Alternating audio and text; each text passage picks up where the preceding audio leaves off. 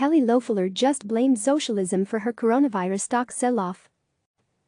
Georgia Senator Kelly Loeffler's latest attempt to deflect attention from her seven-figure stock sell-off just a month before the stock market collapsed because of impacts from the coronavirus may be her most creative yet.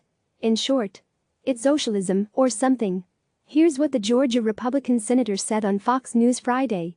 This was a political attack designed to take away from the issue at hand and to use this outbreak to play politics. We have addressed this and taken extraordinary measures to make sure that we can't be attacked for our success. This gets at the very heart of why I came to Washington, to defend free enterprise, to defend capitalism. This is a socialist attack. We have taken extraordinary measures, and I am focused solely on working for Georgians. I have been doing that 7 days a week, around the clock.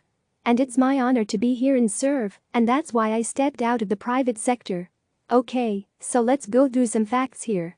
Loeffler and her husband, who is the chairman of the New York Stock Exchange, sold 27 stocks between January 24 and February 14 at a value of between $1.28 million and $3.1 million, according to Senate financial disclosure records. They also bought 3 stocks in that time for between $450,000 and $1 million, including Citrix, a software company that does teleconference, which has boomed amid stay-at-home orders. When Loeffler and her husband bought Citrix, it was trading at $122 a share. Today it is at $149 and being predicted to continue to soar. Loeffler was one of a handful of senators, including North Carolina's Senator Richard Burr and California's Senator Dianne Feinstein, who made stock market moves in run-up to the collapse of the Dow Jones Industrial Average, following a series of social distancing measures led to the effective shutdown of the American economy. Loeffler is also one of the wealthiest senators in the body. In early April, Loeffler was still defending the trades. "I can't say anything that I would have done differently," she told the Washington Post. "I've learned that everything is going to be used as a political opportunity. That's been reinforced." 2 days later, Loeffler announced, in a Wall Street Journal piece, to sell of all individual stocks she and her husband owned. "Although Senate ethics rules don't require it, my husband and I are liquidating our holdings in managed accounts and moving into exchange-traded funds and mutual funds," wrote Loeffler.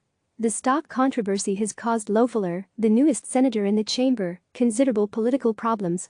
She was already facing a serious primary challenge in the form of Representative Doug Collins, who President Donald Trump previously urged Governor Brian Kemp, R., to appoint to the Senate opening. And Collins quickly leapt on the stock sales to bash Loeffler, tweeting, "People are losing their jobs, their businesses, their retirements, and even their lives, and Kelly Loeffler is profiting off their pain? I'm sickened just thinking about it." Meanwhile, state and national Democrats appear to have coalesced behind the Rev. Raphael Warnock as their preferred nominee against the eventual GOP nominee. As Cook Political Report Senate editor Jessica Taylor wrote on Wednesday about Loeffler, the campaign ads from this right themselves an extremely wealthy senator was more worried about her bottom line, as millions of Americans are losing their jobs and seeing their retirement accounts and investments nosedive. Even before the stock trade surfaced, early polling in the race showed support for Loeffler was soft. And the stories about her stock trades couldn't come at a worse time too, right when she needed to be boosting her relatively unknown image with voters. First impressions matter, and this isn't a good one for a political newcomer. It's not surprising then that, with her back up against the wall, Loeffler has taken to shouting socialism. Her logic here is sort of hard to follow, but I think goes like this. As a citizen, she can own stocks and make trades, and make, or lose, money from those trades. That's how capitalism works. And if you are opposed to her right to do that, well then, socialism. Put aside the fact that Loeffler, despite defending her capitalist rights to buy and sell stocks on Friday, has already divested of all said stocks, according to her April 8 WSJ piece. Screaming socialism is a page ripped directly from President Trump's playbook. Here's Trump in his 2019 State of the Union address. "Here, in the United States, we are alarmed by new calls to adopt socialism in our country," the president said. "America was founded on liberty and independence, not government coercion, domination, and control. We are born free, and we will stay free. Tonight, we renew our resolve that America will never be a socialist country.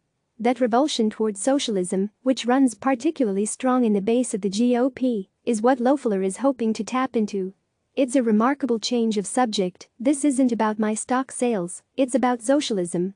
That speaks to how desperate Loeffler is to find an argument that might work for her amid this self-created political crisis. Click subscribe to receive the latest news.